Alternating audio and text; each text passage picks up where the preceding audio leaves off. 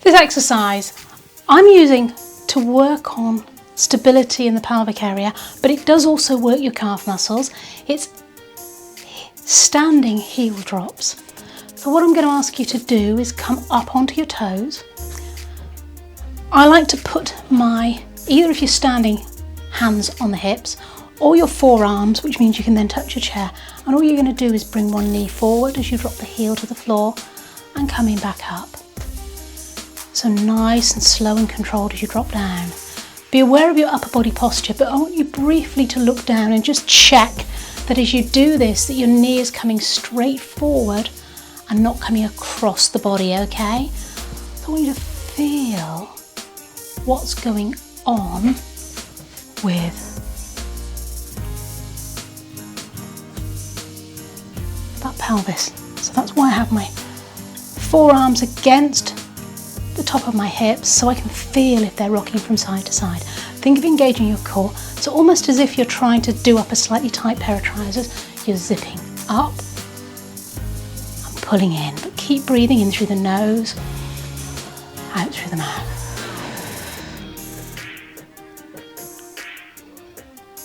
So you don't have to hold on to anything for this, but it just feels nice to have maybe just fingertips there if you need to. Now, of course, you can challenge yourself and have nothing. Maybe put the hands or forearms on your hips so that you can feel what's going on. Also, think about what you're standing on. I'm standing on 2 mats here, 2 quite big, thick mats, and this is really challenging me.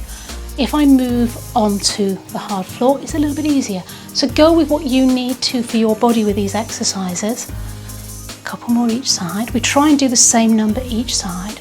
Really be aware of your body, what's going on. Engaging your core. Maybe think about pulling up your pelvic floor too, but only if that isn't taking your concentration away from keeping the pelvis level. Well done. And release. Let's just give that a shake out. This exercise is standing heel slides, which is going to work the quads, front of the thighs, and the hamstrings, the back of the thighs. So you're going to need a chair ideally for this, so that you can slide underneath. You're going to start with the feet hip width apart. I'm going to start by showing it with facing you, but really you need your chair in front of you. And all you're going to do is bend one knee as you slide the other heel forward. And come back up. Bend the other and slide. Ooh. So very much easier if you can hold on to a chair, keeping those feet hip width apart. Watch you're not allowing your knees to knock together in the middle. That is a tendency. So you might want to look down briefly and see what's happening to your knee for a couple of repetitions. Be really aware, maybe think about opening your hips up a little bit, but then bring your head back up. Think about your body posture. If you've got pain in your knee, you might need to make this a little smaller. It really is going to support or strengthen the muscles that support your knee. Try and keep that upper body as relaxed as possible. Try and keep those shoulders back rather than rounded forward. Always trying in our Pilates exercise to keep the posture in the best position we can.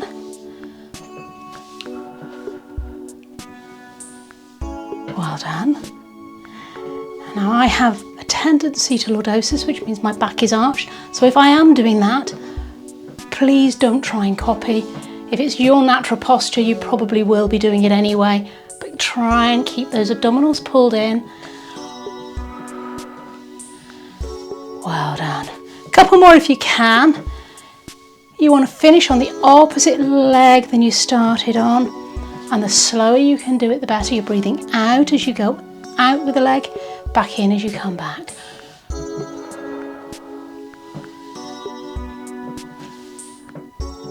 And release. Give that a little bit of a shake out. Now, sitting comfortably on your chair, legs both straight out in front, holding onto your chair for support. Keeping the body upright. We're going to do some work aiming on the core, so I want you to think about zipping up. Think of doing up a slightly tight pair of trousers. You're going to zip up, Pull in from the side, but keep breathing. You're going to lift and lower, lift. So you're going to work your hip flexors and you're going to feel it in your quads as well, but I want you to be really aware of your abdominal muscles. So you're pulling them in and release, breathing out through the mouth, in through the nose. The slower you do this, the harder it is. Concentration here is on the core, but you are working other muscles as well, obviously. Feet are relaxed, so it doesn't matter whether they're softly pointed or softly flexed. Lift and lower. Watch you're not slouching back. If you slouch back, you're not going to really feel that in the abdominals. Here, nothing. Here, as upright as you can. I've actually got my hands and I'm pushing them down into the chair behind me to help my body stay upright, engaging those core muscles. And remember, always your choice how many you do. I'm lifting the legs quite high, but you can keep it low. Well done. You might want to give yourself a little bit of a stretch now. Take the hands one on top of the other and stretch up above the head. If that's not good, if you've got blood pressure, just take the arms behind your shoulders and just open up. Feel that stretch forward, round the back forward, and then take it back, either with the hands on the shoulder or with the arms above the head, and release. You can sit or stand for this exercise. I'm going to work the shoulders and a little bit for the triceps. Taking the arms out to the side, palms pushed out, fingertips up. We're going to circle forward, smallish circles. Think about your posture, feet are hip width apart. So hip width, not shoulder width.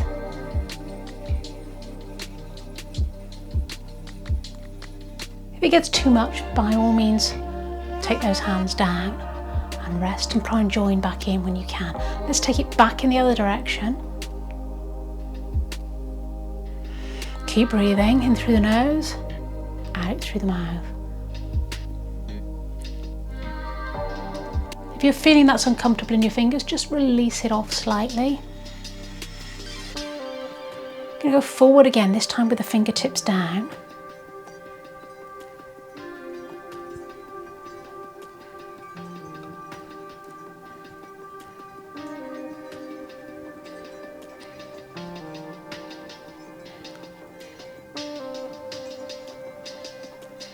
And back if you've got enough strength in your shoulders to do this.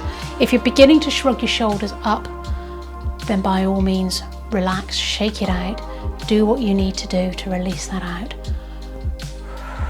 A few more if you can. You're doing really well. It's harder work than it looks, this. Oh, and shake it out. I really like after this one to let the hands swing backwards and forward. It's not a very definite swing. You're letting those shoulders relax and the arms swing in the sockets. Other one you can do is lean forward and just let the arms circle backwards and forwards. Again, not a very definite move. Release, shake it out. Let's have a little quick shoulder stretch. Taking the hand onto the other shoulder, let it slide. You just push against the fleshy part of the arm. Turn that muscle. The hand is sliding over the top. Doesn't have to go very far, just until you feel the stretch in the shoulder. And release. I'm going to take it to the other side. Other arm comes up. Place it on the shoulder, let it slide as you push. Doesn't matter which arm you did first, as long as you feel that stretch in the shoulders. Great work. I'm using a ball for this exercise, but don't worry if you haven't got one, you can just reach your hands forward. So we're going to sit comfortably on our chair, make sure you're nice and secure, taking the legs out in front, and all you're going to do is reach forward towards the toes, sitting upright, feeling that in your abdominals. So we're aiming to work our abdominals. You're going to be working other muscles as well, but the focus here is on our core. So you can just reach the hand, or opposite hand even if you want, towards the foot or the ball. If you can't reach your foot, that's fine. Just aim for your knee, lift and lower. But watch that you're not leaning back. Sit nice and upright. Feel that in the core. You're zipping up as if you're trying to do up a slightly tight pair of trousers. Keep breathing, breathing out through the mouth, in through the nose, out through the mouth, in through the nose.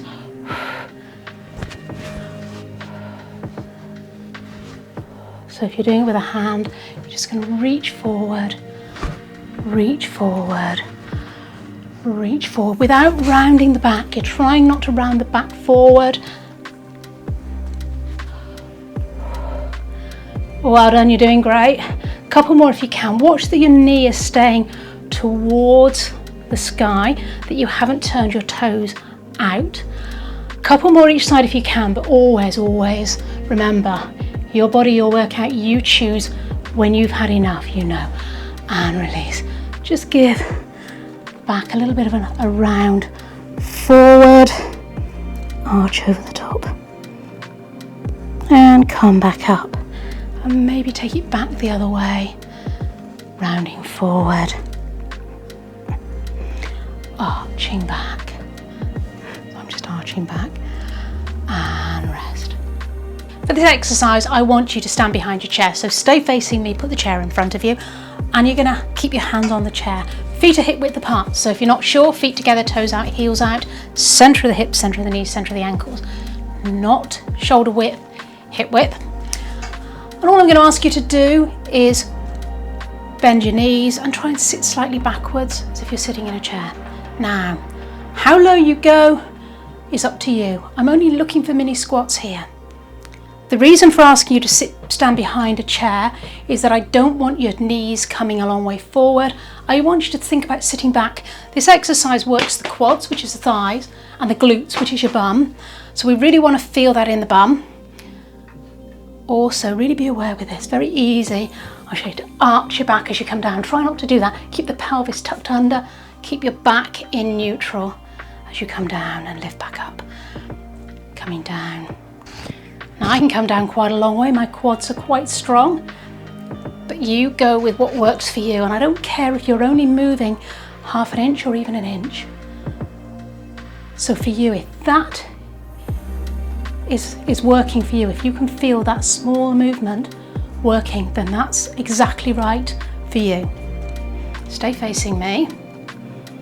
Think about your posture, so you're keeping that pelvis tucked. You're keeping the head upright, lengthening the back of the neck, protracting the chin, keeping those shoulders relaxed. You're using this for support and to watch that you're not bringing the knees all the way in. Think about sitting back as if you're sitting back in a chair. And lift.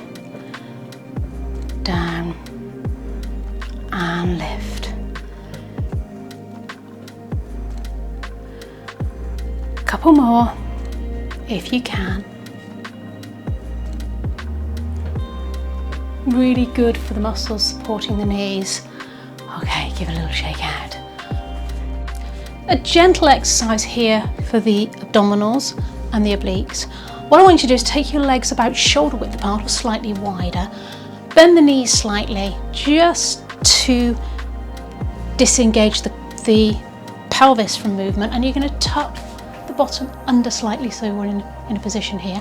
And you're going to move only from the waist. So what I'm going to ask you to do, keep the head in alignment. You're just going to twist from the waist, taking the arm across the body and back. What I'd like you to do is bring the other hand back onto your hip so that you feel that you're not allowing that pelvis to twist. So feeling that from the waist. Breathing out as you reach, take the head with you.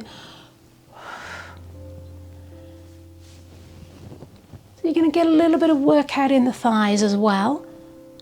But the focus here is on keeping those hips level. Now keep going. I'm going to sit in the chair and show you an alternative version. If you find that your hips are moving, then do this exercise in the chair, reaching across. That is going to engage the right muscles. So your choice. If you can do it standing, you're going to be working those quads, the thighs as well. If you're in the seated position, take the feet back to hip width apart. Just get used to generally standing hip width apart, because in a standing position, that is generally the best position you can be to take the strain off your ankles, your knees and your hips.